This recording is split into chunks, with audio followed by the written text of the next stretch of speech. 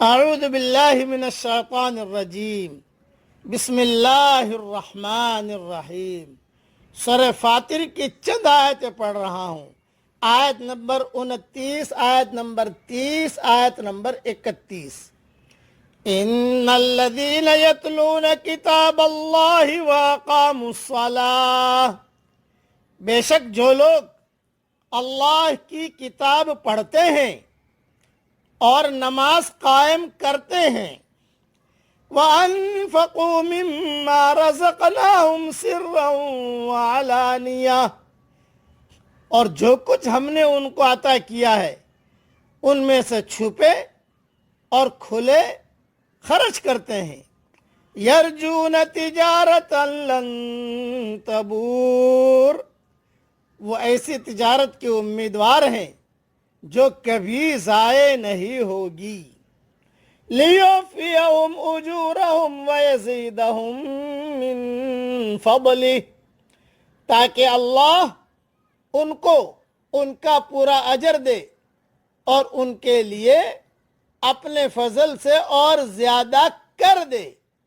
انہ غفور شکور، بے شک وہ بخشنے والا ہے، قدردان ہے۔ والذی اوحینا الیک من الکتاب هو الحق مصدقا لما بین یدیہ، اور ہم نے آپ کی طرف جو کتاب وحی کی ہے وہ حق ہے، اس کی تصدیق کرنے والی ہے جو اس کے پہلے سے موجود ہے۔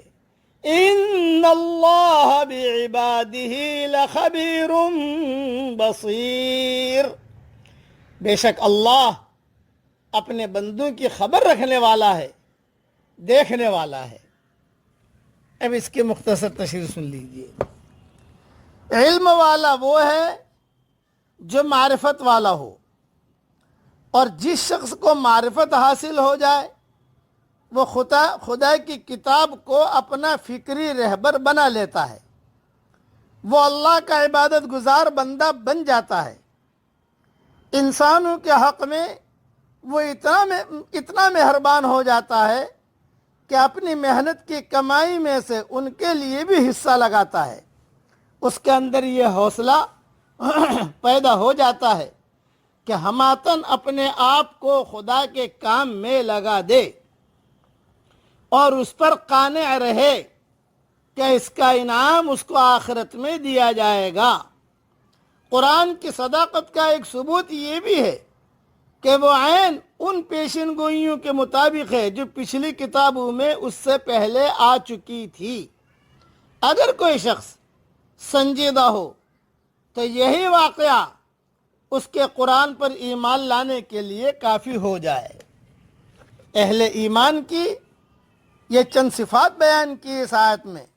مومن بندوں کی نیک صفتیں بیان ہو رہی ہیں کہ وہ کتاب اللہ کی تلاوت میں مشغول رہا کرتے ہیں، ایمان کے ساتھ بڑھتے رہتے ہیں، عمل بھی ہاتھ سے جانے نہیں دیتے، نماز کے پابند، زکوٰۃ خیرات کے عادی، پوشیدہ علانیہ اللہ تعالیٰ کے بندوں کے ساتھ سلوک کرنے والے ہوتے ہیں، اور اپنے مال کے ثواب کے امیدوار اللہ سے ہوتے ہیں جس کا ملنا یقینی ہے۔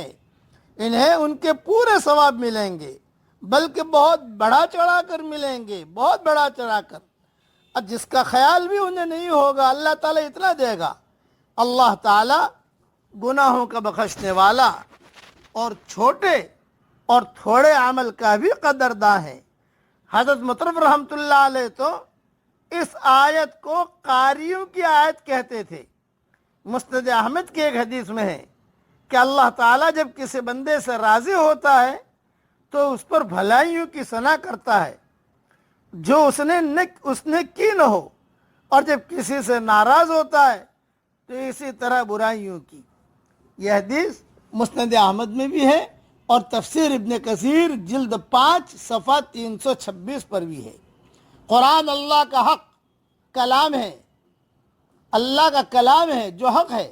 جس طرح پہلی کتابیں اس کی خبر دیتی رہی، یہ بھی ان پہلی سچی کتابوں کی سچائی ثابت کر رہا ہے۔ رب خبیر و بصیر ہے، ہر مستحق فضیلت کو بخوبی جانتا ہے۔ انبیاء علیہم السلام کو اور انسانوں پر اس نے اپنے وسیع علم سے فضیلت دی ہے۔ پھر انبیاء علیہم السلام میں بھی آپس میں مرتبے مقرر کر دیے ہیں، اور علی الاطلاق جناب حضرت محمد صلی اللہ علیہ وسلم کا درجہ سب سے بڑا کر دیا ہے۔ یا اللہ اپنے تمام انبیاء علیہم السلام پر درود و سلام بھیج۔ اب میرے ساتھ پڑھ لیجئے، ربنا ہب لنا من ازواجنا وذریاتنا قرۃ اعین وجعلنا للمتقین اماما۔